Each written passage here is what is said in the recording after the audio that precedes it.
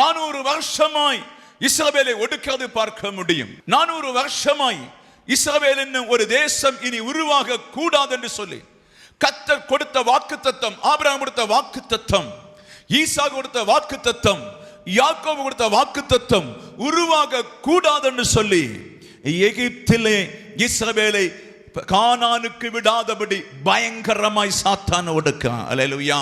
சாத்தான் ஒடுக்கிறதுனாலே அந்த ஒடுக்குதலில் இருந்து அவர்களை விடுவிக்கும்படி ஆண்டவரே இறங்கி வந்திருக்கிறார் என்று புரிந்து கொள்ள வேண்டும்.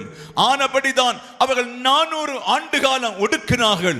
ஒடுக்கின அத்தனை பேரையும் செங்கடல்லே ஆள வைத்து செங்கடலை தள்ளி அவர்களை தண்ணீரினாலே மூட வைத்து தன் ஜனமாகிய இஸ்ரவேலை அந்த அடிமைத்தனத்திலிருந்து பினிஷ் பண்ணி தன் தேசத்துக்கு வாக்குத்தத்தம் பண்ணப்பட்ட கானானுக்குள்ளே என் ஆண்டவர் கொண்டு வந்ததை போல நீ சுதந்தரிக்க போற கானானின் வெற்றி வாழ்க்கைக்குள்ளே ஆண்டவர் உன்னை கொண்டு வர கர்த்தர் சொல்லுகிறார். பலவானை தண்ணீரில மூழ்காத போல அதை மூழ்கடித்துக் கொள்.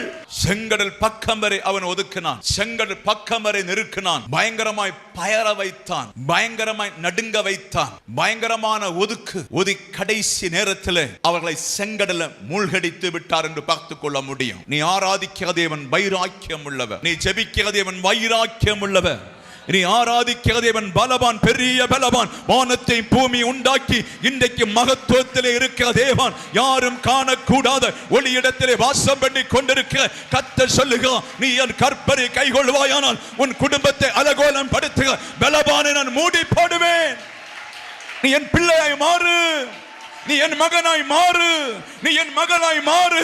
நீ என் அற்புதத்தை காண்பாய், என் அடையாளத்தை காண்பாய், என் அதிசயத்தை காண்பாய். இதோ என் கரம் உன்மேல் பலத்திருக்கிறது.